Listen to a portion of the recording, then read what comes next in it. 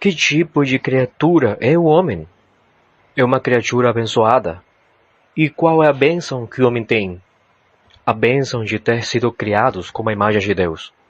O homem foi criado à imagem de Deus, à imagem e semelhança de Deus. Salmo 8 explica para nós como foi criado o homem original, um ser de realeza. Ele pôde governar na criação. Ele é o mordomo da criação. Desde o princípio foi criado como aquele que governa. Se você olhar Gênesis capítulo 5, versículo 3, Adão teve um filho. O nome desse filho é Sete. Mas esse filho de Adão, o nome foi Sete, ele tem a imagem e a semelhança de Adão. O filho de Adão tem a imagem e a semelhança de Adão, não de ninguém mais. E as mesmas palavras de Gênesis 1, capítulo 26 e 27 são utilizadas em Gênesis 5, 3. Quer dizer, da mesma maneira que Sete foi gerado como a imagem e a semelhança de Adão, e Sete é filho de Adão, o homem original, por ter sido criado como a imagem e a semelhança de Deus, é filho de Deus. Não é que é um pouco parecido com Deus. Ele tem a imagem e a semelhança de Deus. Ele é filho de Deus. É um ser de realeza. E nós podemos ver na Bíblia que a imagem de Deus é Cristo. A imagem de Deus tem uma conexão com Cristo também. Colossenses 1,15 também, 2 Coríntios 4,4, diz que Cristo é a imagem de Deus. E o homem foi criado como a imagem de Deus. E Cristo é a imagem de Deus. Significa o quê? O homem original também é semelhante ao Cristo. Significa que o homem original também é semelhante a Cristo. Isso é a bênção que o homem tinha. É que o ser criado como a imagem de Deus é assim de grande, é assim de surpreendente. Além de tudo isso, Deus abençoou o homem, que já tinha a imagem de Deus, que já tinha a imagem de Cristo. Gênesis 1, 28. Então Deus os abençoou e lhes disse: frutificai e multiplicai-vos, enchei a terra, sujeitai-a, dominai sobre os peixes do mar, sobre as aves do céu e sobre todos os animais que se arrastam sobre a terra. Então ele foi abençoado. Vai, enche o mundo da minha imagem. Frutifica e multiplica-te. Também podemos ver em Gênesis capítulo 2, versículo 3, que Deus santificou o dia sétimo e descansou. É que a bênção da paz, do descanso, do repouso é também dada ao homem. Gênesis 2,7, o homem foi criado como um ser vivente. No versículo 10 vemos a bênção dos rios, a bênção da provisão de Deus. O versículo 15, tomou, pois, Deus, o Senhor, ao homem, e pôs no jardim do Éden para o lavrar e guardar. Antes de cair, o homem tinha que trabalhar, mas ele guardava e lavrava o jardim do Éden. O trabalho de antes de cair é diferente. O trabalho de Deus antes de que Adão cair é para fazer a evangelização do mundo. Ele é o rei, ele é o senhor da terra. Ele não precisava de trabalhar para comer, para viver. Ele já tinha vida. Ele trabalhava para salvar o mundo. Verdadeiramente, essa é a bênção que o salvo recebe.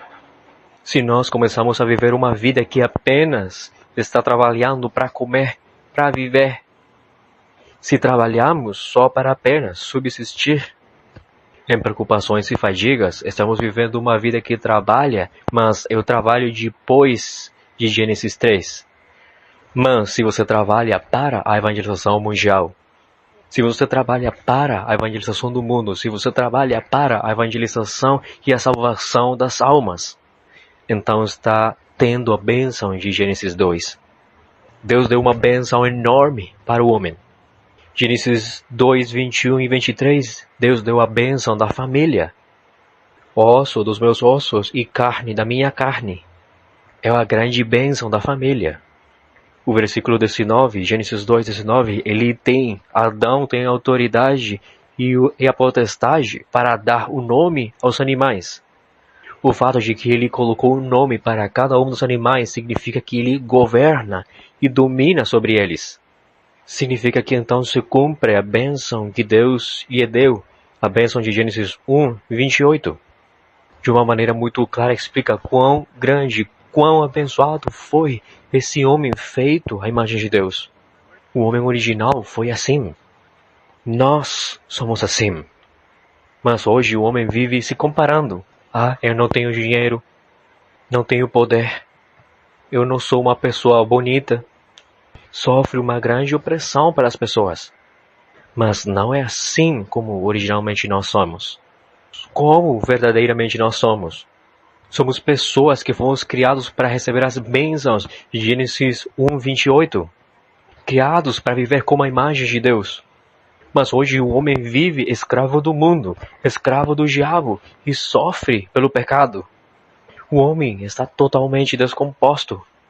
O princípio da criação no qual o homem foi originalmente criado foi totalmente destruído, mas não fomos criados para viver assim como o homem vive hoje. Você tem uma nota de R$200, mesmo que esteja muito suja, mesmo que esteja jogada no chão, na lama, continua com seu valor de R$200. É porque é dinheiro. Tem valor. Mesmo que esteja no fundo de um poço, continua tendo o valor. Mesmo que você esteja destruído, sem nenhum crédito nenhum, sem valor nenhum, de acordo com as pessoas, de acordo com os padrões do mundo. Você não é uma criatura que nasceu para sofrer tudo isso. Você foi criado para ser semelhante a Deus, para ter a semelhança de Deus. Por favor, vocês precisam de entender isso muito claramente. O homem foi chamado para encher o mundo da imagem de Deus, para fazer a evangelização mundial. Deus entregou o mundo para o homem. O homem é uma alma vivente, um espírito vivente. É muito especial. Ele pode ser uma alma vivente, um ser vivente, quando entra o fôlego de vida de Deus. Quando entra nele o fôlego de vida. Quando vemos o texto de Gênesis 1 e o livro de Atos 1, a vinda do Espírito Santo, não é diferente. Somos um ser vivente espiritual. Somos totalmente diferentes aos anjos, também aos demônios, quando Deus está dentro de nós. E quando nós estamos junto com Deus, então somos seres viventes. Isso é o que significa ser um ser vivente. Quando Deus está conosco, então somos espiritualmente vivos e podemos agir de uma maneira normal. Podemos ser normais. O melhor computador do mundo, Samsung, o da Apple, qualquer um. Você comprou é seu, mas se você não ligar na tomada, não tem uso nenhum, não tem valor, não pode utilizar ele. Somente quando a eletricidade entra nele e começa a carregar a bateria, é que pode funcionar. Da mesma maneira nós. Quando Deus está com nós, nós estamos vivos. Mas se Deus não está conosco, então não temos mais opção que morrer, estar mortos. Fomos criados assim. Assim é o homem. Foi criado assim, é um ser vivente quando está com Deus. Agora Deus deu para nós um pacto, uma aliança. Temos que valorizar e entender muito o que significa que Deus deu um pacto para a sua criação. Originalmente o homem é pó, é nada. Mas Deus fez o homem com a sua imagem, com a sua semelhança, para Deus habitar como homem e que o homem estivesse conectado com Deus. Originalmente aquilo que era pó agora é rei, agora tem vida. É um ser que é semelhante a Deus mesmo. Fez o Filho de Deus e deu para ele o mundo e deu uma promessa. Você faz uma promessa com alguém que vai cumprir a promessa. Você faz uma aliança, um pacto com aquele que vai cumprir o pacto. Ninguém faz um pacto, uma aliança com um cachorro. Mesmo que seja um cachorro muito inteligente e que vocês gostem muito do cachorro, realmente não se faz as promessas, as alianças com os cachorros. Quando temos alguém que é igual a nós e que podemos fazer a promessa. Deus deu uma promessa para nós. Quer dizer que Deus considerou o homem como igual a Ele. Deus considerou o homem muito valioso, muito precioso. Assim de grande, Deus reconhece ao homem que Deus fez um pacto com o homem. Deus deu uma promessa para o homem. Qual é o conteúdo da promessa? Gênesis 2, 17 e 16. Você pode comer livremente de todas as árvores do jardim, mas da árvore do conhecimento do bem e do mal, dessa não comerás, porque no dia em que dela comeres, certamente morrerás. Não é que essa árvore exatamente tinha uma capacidade especial ou um poder substancial. Não é isso. Deus podia sim ter falado outra ordem. Por exemplo, você, Adão, pode pular em cima de todas as pedras, exceto dessa pedra aqui no meio. Deus podia ter dado outra ordem. É porque não é o fruto da árvore. O mais importante não é fruto em si mesmo, a árvore mesma, não. Foi uma promessa muito fácil. Não era uma árvore diferente das outras árvores, ou um fruto diferente aos outros frutos. Podia ter sido uma árvore de uva. Igual, lá tem mais uva. Milhões de tipos de uva. Mas essa aqui, dessa, não come. Ou uma árvore de uma videira, uma oliveira. Lá tem mais oliveiras. Mas dessa oliveira que é igual àquelas que estão lá, dessa aqui não come. A árvore do conhecimento do bem e do mal não é que tinha uma mágica, um poder assim, sobrenatural, misterioso. Por que Deus deu esse nome? Por que Deus deu esse nome para a árvore? Quando o homem olhava para a árvore, ele podia conhecer o bem e o mal. O que é o bem? O que é o mal? Guardar o pacto é o bem. Não comer é o bem. E comer é o mal. Então, olhando para a árvore, eu tenho o conhecimento, a ciência do bem e do mal.